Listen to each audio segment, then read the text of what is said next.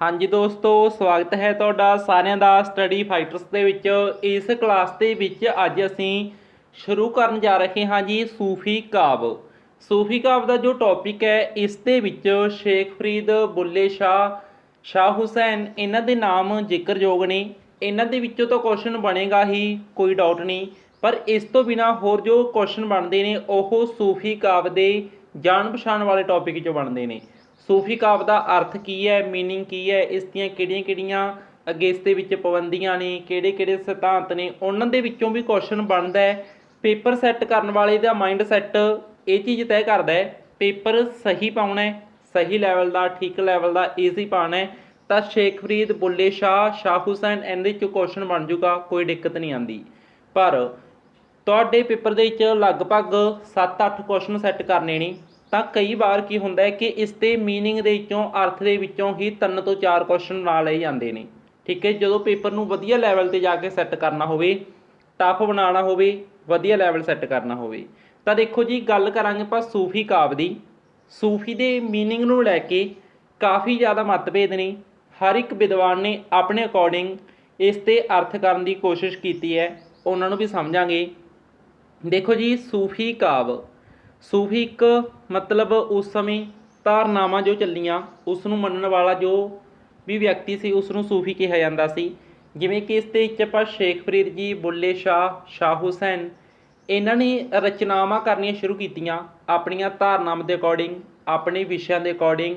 ਠੀਕ ਹੈ ਜੀ, ਆਪਣੀ ਜੋ ਧਰਮ ਦੇ ਅਕੋਰਡਿੰਗ। ਠੀਕ ਹੈ, ਤਾਂ ਉਸ ਧਾਰਨਾਵਾਂ 'ਤੇ ਚੱਲ ਕੇ ਜੋ ਰਚਨਾਵਾਂ ਰਚੀਆਂ ਗਈਆਂ ਉਹਨਾਂ ਨੂੰ ਆਪਾਂ ਸੂਫੀ ਕਾਵਿ ਦੇ ਵਿੱਚ ਰੱਖਦੇ ਹਾਂ। ਠੀਕ ਹੈ ਜੀ, ਤਾਂ ਇੱਥੇ ਤੋਂ ਕੁਐਸਚਨ ਕੀ ਬਣਦਾ ਹੈ ਸੂਫੀ ਕਾਵਿ ਦੇ ਵਿੱਚੋਂ। ਨੰਬਰ 1, ਸੂਫੀ ਸ਼ਬਦ ਦਾ ਕੀ ਅਰਥ ਹੈ, ਸੂਫੀ ਸ਼ਬਦ ਕਿੱਥੇ ਤੋਂ ਲਿਆ ਗਿਆ, ਕਿਸ ਸ਼ਬਦ ਤੋਂ ਬਣੇ, ਇੱਥੇ ਤੋਂ ਸਵਾਲ ਬਣਦਾ ਹੈ। ਅਤੇ ਇੱਕ ਕੁਐਸਚਨ ਪਹਿਲਾਂ ਪੇਪਰਾਂ ਦੇ ਵਿੱਚ ਪੁੱਛਿਆ ਜਾ ਚੁੱਕਿਆ ਹੈ ਕਿ ਸੂਫੀ ਮੱਤ ਦਾ ਸੰਬੰਧ ਕਿਸ ਧਰਮ ਦੇ ਨਾਲ ਹੈ, ਤਾਂ ਤੁਸੀਂ ਉੱਥੇ ਤੋਂ ਕੀ ਕਹਿ ਦੋਗੇ ਜੀ, ਇਸਲਾਮ ਧਰਮ ਦੇ ਨਾਲ ਹੈ। ਪਹਿਲੀ ਲਾਈਨ ਦੇ ਵਿੱਚ ਲਿਖਿਆ ਪਿਆ ਦੇਖੋ ਪਾਣੀ, ਤਾਂ ਇਸਲਾਮ ਦੀ ਰਹੱਸਮਈ ਧਰਮ ਸਾਧਨਾ ਨੂੰ ਸੂਫੀ ਮੱਤ ਦਾ ਨਾਮ ਦਿੱਤਾ ਜਾਂਦਾ ਹੈ। ਇਹ ਲਾਈਨ ਨੂੰ ਇੱਦਾਂ ਹੀ ਨਾ ਸਮਝਿਓ, ਇਹਨੂੰ ਦੇਖੋ ਧਿਆਨ ਨਾਲ।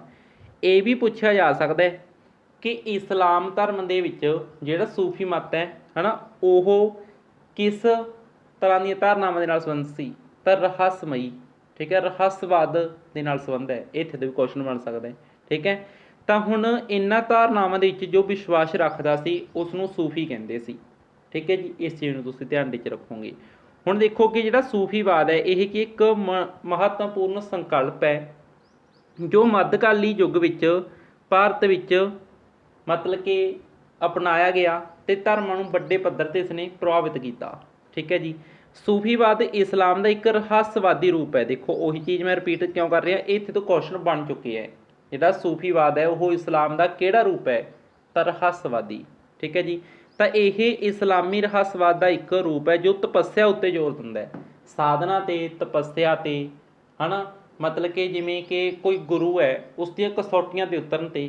ਠੀਕ ਹੈ ਜੀ, ਇਸ ਤਰੀਕੇ ਨਾਲ। ਅਤੇ ਇੱਕ ਮੁਰਸ਼ਿਦ ਦਾ ਬੜਾ ਰੋਲ ਹੈ ਸੂਫੀਵਾਦ ਦੇ ਵਿੱਚ, ਇਸ ਲਾਈਨ ਨੂੰ ਵੀ ਆਪਾਂ ਅੱਗੇ ਸਮਝਾਂਗੇ। ਤਾਂ ਦੇਖੋ, ਸਭ ਤੋਂ ਇੰਪੋਰਟੈਂਟ ਚੀਜ਼ ਜਦੋਂ ਸੂਫੀ ਦਾ ਅਰਥ ਪੁੱਛ ਲਿਆ ਜਾਵੇ, ਠੀਕ ਹੈ, ਇਹਦੇ ਵਿੱਚੋਂ ਕਈ ਵਾਰ ਕੁਐਸਚਨ ਬਣ ਚੁੱਕੇ ਹੈ। ਤਾਂ ਦੇਖੋ ਜੀ, ਸੂਫੀ ਸ਼ਬਦ ਅਰਬੀ ਸ਼ਬਦ ਸੂਫ ਤੋਂ ਲਿਆ ਗਿਆ ਹੈ। 3 ਅਰਥ ਸਮਝਾਂਗੇ ਇਹਦੇ ਆਪਾਂ। ਸੂਫ, ਸੂਫ ਦਾ ਅਰਥ ਹੁੰਦਾ ਹੈ ਕਿ ਉੱਨੀ ਕੱਪੜੇ ਨੂੰ, ਇੱਕ ਕੱਪੜੇ ਦੀ ਕਿਸਮ ਹੈ ਸੂਫ। ਠੀਕ ਹੈ, ਪਹਿਨਣ ਵਾਲਾ ਉੱਨ, ਤਾਂ ਇੱਕ ਕੱਪੜੇ ਦੀ ਕਿਸਮ ਹੈ। ਇਸ ਤਰ੍ਹਾਂ ਦੇ ਜੋ ਕੱਪੜੇ ਪਹਿਨਦੇ ਸਨ ਸੂਫ ਵਾਲੇ ਉਹਨਾਂ ਨੂੰ ਸੂਫੀ ਕਿਹਾ ਜਾਣ ਲੱਗ ਪਿਆ। ਠੀਕ ਹੈ ਜੀ, ਤਾਂ ਇਸ ਤਰ੍ਹਾਂ ਤੁਸੀਂ ਸਮਝੋ। ਇੱਕ ਤਾਂ ਅਰਥ ਆਪਾਂ ਸੂਫ ਤੋਂ ਲੈ ਲਿਆ, ਵੀ ਇਹ ਪੁੱਛਿਆ ਸਕਦਾ ਵੀ ਸੂਫੀ ਸ਼ਬਦ ਕਿਸ ਤੋਂ ਬਣਿਆ, ਸੂਫੀ ਸ਼ਬਦ ਜਿਹੜਾ ਸੂਫ ਤੋਂ ਬਣਿਆ। ਠੀਕ ਹੈ, ਅਰਬੀ ਭਾਸ਼ਾ ਦਾ ਸ਼ਬਦ ਹੈ ਇਹ। ਠੀਕ ਹੈ, ਇਸ ਦਾ ਅਰਥ ਕੱਪੜੇ ਦੀ ਇੱਕ ਕਿਸਮ ਲੈ ਲਿਆ ਜਾਂਦਾ ਹੈ, ਉੱਨ ਇਸ ਦਾ ਅਰਥ ਲੈ ਲਿਆ ਜਾਂਦਾ ਹੈ। ਠੀਕ ਹੈ, ਪਰ ਸਾਰੇ ਵਿਦਵਾਨ ਇਸ ਮਤ ਨਾਲ ਨਹੀਂ ਸਹਿਮਤ। ਬਹੁਤਿਆਂ ਦਾ ਕੀ ਮੰਨਣਾ ਸੀ ਕਿ ਜਿਹੜਾ ਸੂਫੀ ਸ਼ਬਦ ਹੈ ਇਹ ਮੂਲ ਸ਼ਬਦ ਧਾਤੂ ਸਫਾ ਤੋਂ ਬਣੇ ਹੈ, ਸਫਾ ਤੋਂ ਸੂਫੀ ਬਣੇ ਹੈ ਨਾ। ਤਾਂ ਸਫਾ ਦਾ ਕੀ ਅਰਥ ਲੈ ਲਿਆ ਜਾਂਦਾ, ਸ਼ੁੱਧਤਾ ਜਾਂ ਫਿਰ ਚਬੂਤਰਾ। ਵੀ ਉਸ ਸਮੇਂ ਜਿਹੜੇ ਲੋਕ ਹੁੰਦੇ ਸੀ, ਕੋਈ ਘਰ ਘਾਟ ਨਾ ਹੁੰਦਾ ਉਹਨਾਂ ਦਾ, ਤਾਂ ਉਹ ਕੀ ਕਰਦੇ, ਚਬੂਤਰੇ 'ਤੇ ਆ ਕੇ ਬਹਿ ਜਾਂਦੇ, ਉੱਥੇ ਅੱਲਾ ਅੱਲਾ ਦਾ ਨਾਂ ਲੈਂਦੇ, ਹੈ ਨਾ, ਆਪਣੇ ਭਜਨ ਗਾਉਂਦੇ, ਮੁਰਸ਼ਦ ਦੇ ਮਹਿਮਾ ਗਾਉਂਦੇ।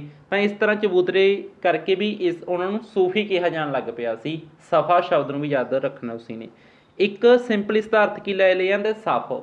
ਤਾਂ ਸੂਫੀ ਸ਼ਬਦ ਨੂੰ ਸੂਫ ਤੋਂ ਵੀ ਨਿਕਲਿਆ ਮੰਨਿਆ ਜਾਂਦਾ, ਸਫਾ ਸ਼ਬਦ ਤੋਂ ਨਿਕਲਿਆ ਮੰਨਿਆ ਜਾਂਦਾ ਤੇ ਸਫ ਸ਼ਬਦ ਤੋਂ ਵੀ ਮੰਨਿਆ ਜਾਂਦਾ ਹੈ। ਤਾਂ ਸਫ ਦਾ ਅਰਥ ਹੁੰਦਾ ਕਤਾਰ, ਵੀ ਪਰਮਾਤਮਾ ਨੂੰ ਜਦੋਂ ਮਿਲਣਾ ਹੈ ਤਾਂ ਪਹਿਲੀ ਕਤਾਰ ਦੇ ਵਿੱਚ ਜਿਹੜੇ ਖੜੇ ਨੇ ਉਹ ਸੂਫੀ ਨੇ, ਠੀਕ ਹੈ, ਪਹਿਲੀ ਕਤਾਰ। ਤਾਂ ਇੱਦਾਂ ਵੀ ਇਸ ਦਾ ਮੀਨਿੰਗ ਇੱਕ ਲੈ ਲਿਆ ਜਾਂਦਾ ਹੈ। ਤਾਂ ਹੁਣ ਮੈਂ ਇੰਪੋਰਟੈਂਟ ਚੀਜ਼ਾਂ ਨੂੰ ਹਾਈਲਾਈਟ ਕਰ ਰਿਹਾ ਜਿਨ੍ਹਾਂ ਨੂੰ ਤੁਸੀਂ ਕਿਸੇ ਵੀ ਹਾਲਤ 'ਤੇ ਨਹੀਂ ਭੁੱਲਣਾ, ਠੀਕ ਹੈ। ਤਾਂ ਇਹ ਇੱਕ ਕੱਪੜੇ ਦੀ ਕਿਸਮ ਤੇ ਸਫਾ, ਇਸ ਦਾ ਅਰਥ ਚਬੂਤਰੇ ਤੋਂ ਵੀ ਲੈ ਲਿਆ ਜਾਂਦਾ, ਇੱਕ ਸਫ ਇਸ ਦਾ ਅਰਥ ਕਤਾਰ ਵੀ ਮੰਨ ਲਿਆ ਜਾਂਦਾ ਹੈ। ਤਾਂ ਇਸ ਦੇ ਵਿੱਚੋਂ ਕੁਐਸਚਨ ਬਣੇਗਾ ਉਦੋਂ ਬਣੇਗਾ ਜਦੋਂ ਪੇਪਰ ਸੈੱਟ ਕਰਨ ਵਾਲਾ ਬਦਲੇ ਲਊਗਾ ਤੁਹਾਡੇ, ਉਹ ਸੋਚੂਗਾ ਇਹਨਾਂ 'ਤੇ ਨੰਬਰ ਖਿਸਕਣੇ ਚਾਹੀਦੇ ਨੇ, ਇਹਨਾਂ ਦੇ ਨੰਬਰ ਕੱਟਣੇ ਚਾਹੀਦੇ ਨੇ ਸੂਫੀ ਕਾਵ ਵਾਲੇ ਟੌਪਿਕ 'ਚੋਂ, ਉਦੋਂ ਇੱਥੇ ਤੋਂ ਕੁਐਸਚਨ ਸੈੱਟ ਕਰਿਆ ਜਾਊਗਾ। ਅੱਜ ਦੀ ਕਲਾਸ ਜਿਹੜੀ ਉਹ ਇੰਨੀ ਜ਼ਿਆਦਾ ਇਨਫੋਰਮੇਟਿਵ ਹੈ ਵੀ ਉਹ ਇਨਫੋਰਮੇਸ਼ਨ ਨੂੰ ਦਿਮਾਗ ਦੇ ਵਿੱਚ ਰੱਖਣਾ ਟਫ ਕੰਮ ਹੈ, ਕਿਉਂਕਿ ਡੀਪ 'ਚ ਇੰਨਾ ਜਾ ਕੇ ਆਪਾਂ ਇਹਨੂੰ ਪੜ੍ਹ ਰਹੇ ਹਾਂ। ਬਾਕੀ ਉਹ ਤਾਂ ਸੌਖੇ ਸੌਖੇ ਟੌਪਿਕ ਹੋਣਗੇ, ਆਪਾਂ ਜਿਹੜੇ ਅੱਗੇ ਜਾ ਕੇ ਮਤਲਬ ਜਦੋਂ ਆਪਾਂ ਸ਼ੇਖ ਫਰੀਦ ਜੀ ਪੜ੍ਹਾਂਗੇ ਮਿੰਟ 'ਚ ਪੜ੍ਹ ਦਾਂਗੇ, ਸਿੰਪਲ ਚੀਜ਼ਾਂ ਯਾਦ ਕਰ ਲਾਂਗੇ, ਉਸ ਦੇ ਵਿੱਚੋਂ ਨਹੀਂ ਨੰਬਰ ਕੱਟਦਾ। ਬੁੱਲੇ ਸ਼ਾਹ, ਸ਼ਾਹ ਹੁਸੈਨ, ਸਾਰਿਆਂ ਨੂੰ ਸਿੰਪਲ ਪੜ੍ਹ ਦਾਂਗੇ, ਉਹਦੇ 'ਚੋਂ ਨੰਬਰ ਕੱਟਦੇ ਹੀ ਨਹੀਂ। ਜੇ ਨੰਬਰ ਕੱਟੂਗਾ ਇਸ 'ਤੇ ਮੀਨਿੰਗ 'ਚੋਂ ਕੱਟੂਗਾ ਤੁਹਾਡਾ। ਤਾਂ ਹੀ ਕਹਿੰਦੇ ਵੀ ਇਸ ਕਲਾਸ ਦੇ ਨੋਟਸ ਬਣਾਓਗੇ ਜਿਹੜੇ ਉਹ ਆਪਦੀ ਭਾਸ਼ਾ ਦੇ ਵਿੱਚ ਸਾਫ਼ ਵਧੀਆ ਲਿਖ ਕੇ ਬਣਾਇਓ, ਠੀਕ ਹੈ ਜੀ। ਤਾਂ ਇਸ ਤੋਂ ਬਾਅਦ ਗੱਲ ਆ ਗਈ ਬਾਕੀ ਜੋ PDF ਤੁਹਾਨੂੰ ਮਿਲੀ ਹੈ ਐਪ ਦੇ ਵਿੱਚ, ਉਹਦੇ ਤੋਂ ਹੈਲਪ ਲਿਓ, ਠੀਕ ਹੈ। ਉਹਨੂੰ ਸਾਹਮਣੇ ਖੋਲ੍ਹ ਕੇ ਉੱਥੇ ਤੁਸੀਂ ਆਪਣੀ ਕਾਪੀ ਦੇ ਨਾਲ ਹੈਂਡ ਰਿਟਨ ਨੋਟਸ ਵੀ ਬਣਨੇ ਚਾਹੀਦੇ ਨੇ ਤੁਹਾਡੇ। ਅਤੇ ਸੂਫੀ ਲਈ ਹੋਰ ਸ਼ਬਦ ਕਈ ਵਾਰ ਕੀ ਵਰਤ ਲਿਆ ਜਾਂਦਾ ਹੈ, ਦਰਵੇਸ਼, ਫਕੀਰ, ਬਲੀ। ਤਾਂ ਇਹ ਸ਼ਬਦ ਵੀ ਸੂਫੀ ਦੇ ਲਈ ਵਰਤ ਲਏ ਜਾਂਦੇ ਨੇ। ਵੀ ਕੋਈ ਸੂਫੀ ਨੂੰ ਆਪਾਂ ਕਹਿ ਦਿੰਦੇ ਹਾਂ ਉਹ ਤਾਂ ਫਕੀਰ ਹੈ, ਹਮ ਤੋਂ ਫਕੀਰ ਆਦਮੀ ਹੈ ਜੀ, ਤੁਸੀਂ ਨੇ ਸੁਣਿਆ ਹੋਊਗਾ ਨਾ। ਤਾਂ ਇਸ ਤਰ੍ਹਾਂ ਫਕੀਰ, ਦਰਵੇਸ਼, ਬਲੀ ਇਹ ਸ਼ਬਦ ਵੀ ਵਰਤ ਲਏ ਜਾਂਦੇ ਨੇ। ਬਲੀ ਦਾ ਅਰਥ ਕੀ ਹੁੰਦਾ ਹੈ, ਰੱਬ ਦਾ ਮਿੱਤਰ, ਠੀਕ ਹੈ। ਫਕੀਰ ਦਾ ਅਰਥ ਹੋ ਗਿਆ ਵੀ ਜੋ ਰੱਬ ਦੀ ਰਜ਼ਾ 'ਚ ਰਹਿੰਦਾ ਹੈ, ਵੀ ਰੱਬ ਨੇ ਜਿਹੜੀ ਦੁੱਖ ਤਕਲੀਫ ਖੁਸ਼ੀ ਗਮੀ ਦਿੱਤੇ ਨੇ ਉਸ ਨੂੰ ਮੰਨਦਾ ਹੈ, ਮਸਤ ਮੌਲਾ ਹੋ ਕੇ ਮੰਨਦਾ ਹੈ, ਠੀਕ ਹੈ। ਉਹ ਕੌਣ ਹੈ, ਫਕੀਰ ਹੈ। ਤਾਂ ਇਹ ਇਸ 'ਤੇ ਕੁਝ ਅਰਥ ਨੇ, ਪਰ ਇੱਥੇ ਗੱਲ ਨਹੀਂ ਰੁਕੀ। ਆਪਾਂ ਅੱਗੇ ਇੱਕ ਚੀਜ਼ ਨੂੰ ਹੋਰ ਸਮਝਾਂਗੇ ਕਿ ਭਾਈ ਕਾਹਨ ਸਿੰਘ ਨਾਭਾ ਦੇ ਅਨੁਸਾਰ ਜਿਹੜਾ ਸੂਫੀ ਸ਼ਬਦ ਹੈ ਨਾ ਉਹ ਸੋਫੀਆ ਤੋਂ ਬਣੇ ਹੈ। ਉਹ ਤਾਂ ਆਪਾਂ ਨੇ ਸਿੰਪਲ ਇੱਕ ਜਨਰਲ ਅਰਥ ਸਮਝੇ ਨੇ ਤਿੰਨ। ਹੁਣ ਆਪਾਂ ਇਕੱਲੇ ਦੇ ਅਕੋਰਡਿੰਗ, ਜਿਵੇਂ ਕਿ ਕਾਹਨ ਸਿੰਘ ਨਾਭਾ ਦਾ ਨਾਮ ਇੰਪੋਰਟੈਂਟ ਹੈ, ਤਾਂ ਕਾਹਨ ਸਿੰਘ ਨਾਭਾ ਜੀ ਨੇ ਕੀ ਮੰਨਿਆ ਗਾ ਵੀ ਸੂਫੀ ਸ਼ਬਦ ਯੂਨਾਨੀ ਦੇ ਸੋਫੀਆ ਸ਼ਬਦ ਤੋਂ ਲਿਆ ਗਿਆ ਹੈ। ਸੋਫੀਆ ਦਾ ਕੀ ਅਰਥ ਹੈ, ਗਿਆਨ ਬੋਧ, ਅਰਥਾਤ ਗਿਆਨ ਪ੍ਰਾਪਤ ਕਰਨ ਵਾਲਾ। ਜਿਸ ਨੂੰ ਇੱਛਾ ਹੈ ਗਿਆਨ ਪ੍ਰਾਪਤ ਕਰਨ ਦੀ, ਉਸ ਦੇ ਅੰਦਰ ਭੁੱਖ ਹੈ ਗਿਆਨ ਦੀ, ਉਸ ਨੂੰ ਸੋਫੀਆ ਕਿਹਾ ਗਿਆ ਹੈ ਨਾ। ਬਾਕੀ ਸੋਫੀਆ ਦਾ ਅਰਥ ਤੁਸੀਂ ਜਾਣਦੇ ਹੋ। ਤਾਂ ਦੇਖੋ ਜੀ, ਸੂਫੀ ਮਤ ਦੇ ਸਰੋਤ ਗ੍ਰੰਥ ਕੁਰਾਨ ਅਤੇ ਹਦੀਸਾਂ ਨੂੰ ਮੰਨਿਆ ਗਿਆ। ਇਹ ਇੱਥੇ ਤੋਂ ਕੁਐਸਚਨ ਬਣ ਚੁੱਕਿਆ ਜੀ। ਪਹਿਲਾਂ ਕੁਐਸਚਨ ਕਿੱਦਾਂ ਬਣਿਆ ਸੀ ਕਿ ਸੂਫੀ ਮਤ ਦੇ ਜਿਹੜੇ ਸਰੋਤ ਗ੍ਰੰਥ ਨੇ ਉਹ ਕਿਹਨਾਂ ਨੂੰ ਮੰਨਿਆ ਗਿਆ। ਤਾਂ ਇਸ ਦੇ ਵਿੱਚ ਤੁਸੀਂ ਕੁਰਾਨ ਅਤੇ ਹਦੀਸਾਂ ਨੂੰ ਮੰਨੋਗੇ, ਠੀਕ ਹੈ। ਇਹਨੂੰ ਇੱਦਾਂ ਯਾਦ ਕਰੋ, ਮੈਂ ਤੁਹਾਨੂੰ ਇੱਕ ਮਤਲਬ ਗੱਲ ਦੱਸਦਾ। ਸ਼ੇਖ ਫਰੀਦ ਜੀ ਸੂਫੀ ਮਤ ਨਾਲ ਸੰਬੰਧ ਸੀ। ਉਹਨਾਂ ਨੇ ਕੁਰਾਨ ਨੂੰ ਕੰਠ ਕਰ ਲਿਆ ਸੀ, ਮੂੰਹ ਜ਼ਬਾਨੀ ਯਾਦ ਕਰ ਲਿਆ ਸੀ ਕੁਰਾਨ ਨੂੰ, ਸਾਰਾ ਕੁਰਾਨ ਉਹਨਾਂ ਦਾ ਯਾਦ ਹੋ ਗਿਆ ਸੀ ਬਚਪਨ 'ਚ, ਠੀਕ ਹੈ। ਤਾਂ ਕੁਰਾਨ ਦਾ ਕਿਹਦੇ ਨਾਲ ਸੰਬੰਧ ਹੈ, ਸੂਫੀ ਮਤ ਨਾਲ, ਠੀਕ ਹੈ। ਇਸ ਤਰ੍ਹਾਂ ਤੁਸੀਂ ਇਹਨੂੰ ਰਿਲੇਟ ਕਰੋ। ਕੁਰਾਨ ਅਤੇ ਹਦੀਸਾਂ ਨੂੰ ਕੀ ਮੰਨਿਆ ਗਿਆ, ਸੂਫੀ ਮਤ ਦੇ ਸਰੋਤ ਗ੍ਰੰਥ ਮੰਨਿਆ ਗਿਆ, ਵੀ ਇਹਨਾਂ ਤੋਂ ਸਰੋਤ ਲਏ ਗਏ ਨੇ ਜੋ ਅਲੱਗ-ਅਲੱਗ ਚੀਜ਼ਾਂ ਆਪਾਂ ਟਰਮਾਂ ਨੂੰ ਪੜ੍ਹਦੇ ਹਾਂ, ਠੀਕ ਹੈ ਜੀ। ਤਾਂ ਇਹ ਮੰਨਿਆ ਜਾਂਦਾ ਵੀ ਸੂਫੀ ਮਤ ਦਾ ਜਿਹੜਾ ਜਨਮ ਹੈ ਉਹ ਅਰਬ ਵਿੱਚੋਂ ਮੰਨਿਆ ਜਾਂਦਾ। ਇਸ ਚੀਜ਼ ਨੂੰ ਧਿਆਨ ਦੇ ਵਿੱਚ ਰੱਖੋਗੇ। ਸੂਫੀ ਮਤ ਦਾ ਜਨਮ ਜਿਹੜਾ ਇਹ ਹਜ਼ਰਤ ਮੁਹੰਮਦ ਤੋਂ ਮੰਨਿਆ ਜਾਂਦਾ ਹੈ, ਅਤੇ ਹਜ਼ਰਤ ਮੁਹੰਮਦ ਤੋਂ ਬਾਅਦ ਜੋ ਖਲੀਫਾ ਬਣੇ ਹਜ਼ਰਤ ਅਬੂ ਬਕਰ ਸਦੀਕ, ਠੀਕ ਹੈ ਜੀ। ਇਸ ਚੀਜ਼ ਨੂੰ ਤੁਸੀਂ ਧਿਆਨ ਦੇ ਵਿੱਚ ਰੱਖੋਗੇ। ਸੂਫੀ ਮਤ ਦੇ ਵਿੱਚ ਮੁਰਸ਼ਿਦ ਨੂੰ ਸਭ ਤੋਂ ਉੱਚਾ ਸਥਾਨ ਪ੍ਰਾਪਤ ਹੈ।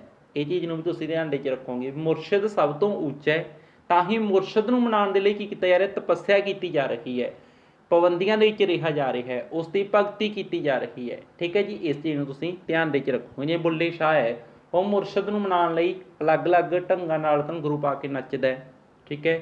ਅਲੱਗ-ਅਲੱਗ ਰਚਨਾਵਾਂ ਲਿਖਦਾ ਮੁਰਸ਼ਿਦ ਦੇ ਲਈ, ਠੀਕ ਹੈ ਜੀ। ਤਾਂ ਇਸ ਤਰੀਕੇ ਨਾਲ ਮੁਰਸ਼ਿਦ ਨੂੰ ਸਭ ਤੋਂ ਉੱਚਾ ਸਥਾਨ ਪ੍ਰਾਪਤ ਹੈ ਸੂਫੀ ਮਤ ਦੇ ਵਿੱਚ। ਇਹ ਚੀਜ਼ ਨੂੰ ਤੁਸੀਂ ਧਿਆਨ ਦੇ ਵਿੱਚ ਰੱਖੋਗੇ। ਇਸ ਤੋਂ ਬਾਅਦ ਗੱਲ ਆਉਂਦੀ ਹੈ ਜੀ ਪ੍ਰੋਫੈਸਰ ਗੁਲਵੰਤ ਸਿੰਘ। ਤਾਂ ਪ੍ਰੋਫੈਸਰ ਗੁਲਵੰਤ ਸਿੰਘ ਦਾ ਨਾਮ ਇੰਪੋਰਟੈਂਟ ਹੈ। ਇਹਨਾਂ ਨੇ ਸੂਫੀ ਦੀ ਪਰਿਭਾਸ਼ਾ ਹੋਰ ਤਰੀਕੇ ਨਾਲ ਦਿੱਤੀ। ਕਿਹੜੇ ਤਰੀਕੇ ਨਾਲ ਦਿੱਤੀ ਉਹ ਮੈਂ ਤੁਹਾਡੇ ਨਾਲ 3-4 ਪੁਆਇੰਟ ਸਾਂਝੇ ਕਰਨੇ ਨੇ, ਤੁਸੀਂ ਇਹਨਾਂ ਨੂੰ ਇੱਦਾਂ ਹੀ ਧਿਆਨ ਵਿੱਚ ਰੱਖਣਾ ਹੈ। ਨੰਬਰ 1 ਆਪਾਂ ਸਮਝਦੇ ਹਾਂ, ਸੂਫੀ ਸਾਧਕ ਜਿਹੜਾ ਆਪਣੇ ਮਨ ਨੂੰ ਮਾਰ ਚੁੱਕਾ ਹੋਵੇ, ਮਨ ਦੀਆਂ ਬੁਰਾਈਆਂ ਦੇ ਪਿੱਛੇ ਨਾ ਭੱਜੇ, ਮਨ ਦੇ ਵਿਕਾਰਾਂ ਪਿੱਛੇ ਨਾ ਭੱਜੇ, ਉਹ ਆਪਣੇ ਮਨ ਨੂੰ ਮਾਰ ਚੁੱਕਾ ਹੋਵੇ, ਉਸ ਦਾ ਦਿਲ ਸਾਫ਼ ਹੋਵੇ, ਲੋਭ ਹੰਕਾਰ ਉੱਤੇ ਕਾਬੂ ਪਾ ਚੁੱਕਿਆ ਹੋਵੇ, ਹਜ਼ਰਤ ਪੈਗੰਬਰ ਸਾਹਿਬ ਦੇ ਚਰਨਾਂ ਦਾ ਅਨੁਸਾਰੀ ਹੋਵੇ, ਹਜ਼ਰਤ ਮੁਹੰਮਦ ਜੀ ਦੀਆਂ ਸਿੱਖਿਆਵਾਂ ਦੇ ਅਨੁਸਾਰ ਚੱਲਦਾ ਹੋਵੇ। ਠੀਕ ਹੈ ਜੀ। ਬਾਕੀ ਸਾਰੇ ਸੰਬੰਧ ਜੋੜ ਕੇ ਉਸ ਨੇ ਅੱਲਾ ਨਾਲ ਆਪਣਾ ਸੰਬੰਧ ਜੋੜ ਲਿਆ ਹੋਵੇ ਅਤੇ ਉਸੇ ਦੀ ਯਾਦ ਦੇ ਵਿੱਚ ਹਰ ਸਮੇਂ ਲੀਨ ਰਹੇ, ਮਸਤ ਰਹੇ। ਇਹ ਗੱਲ ਪ੍ਰੋਫੈਸਰ ਗੁਲਵੰਤ ਸਿੰਘ ਦੇ ਅਨੁਸਾਰ ਮਤਲਬ ਸੂਫੀਆਂ ਦੇ ਲਈ ਸਭ ਤੋਂ ਬੈਸਟ ਹੋਏਗੀ। ਇਸ ਚੀਜ਼ ਨੂੰ ਤੁਸੀਂ ਧਿਆਨ ਵਿੱਚ ਰੱਖੋਗੇ। ਇਸ ਤੋਂ ਬਾਅਦ ਗੱਲ ਆ ਜਾਂਦੀ ਹੈ ਕਿ ਭਾਰਤ ਦੇ ਵਿੱਚ ਜਦੋਂ ਸੂਫੀ ਮੱਤ ਦਾ ਪੂਰਾ ਬੋਲਬਾਲਾ ਹੁੰਦਾ ਹੈ, ਸ਼ੁਰੂਆਤ ਹੁੰਦੀ ਹੈ, ਮੁੱਢ ਵਸਦਾ ਹੈ, ਤਾਂ ਮੁੱਢਲੇ ਪ੍ਰਸਿੱਧ ਸੂਫੀ, ਠੀਕ ਹੈ ਜੀ, ਦੇਖੋ ਪਹਿਲਾਂ ਤਾਂ ਇਹ ਸਮਝੋ ਕਿ ਭਾਰਤ ਆਉਣ ਵਾਲਾ ਪਹਿਲਾ ਸੂਫੀ ਸੀ ਹਜ਼ਰਤ ਅਲੀ ਬਿਨ ਉਸਮਾਨ ਅਲ ਹੁਜ਼ਵੇਰੀ। ਠੀਕ ਹੈ, ਇਹਦਾ ਨਾਮ ਇੰਪੋਰਟੈਂਟ ਹੈ। ਅਤੇ ਹੁਣ ਆਪਾਂ 7 ਕੁ ਸੂਫੀਆਂ ਬਾਰੇ ਸਮਝਦੇ ਹਾਂ ਜੋ ਮੁੱਢਲੇ ਕਾਲ ਵਿੱਚ ਹੋਏ ਨੇ ਸੂਫੀ ਮੱਤ ਦੇ। ਠੀਕ ਹੈ ਜੀ।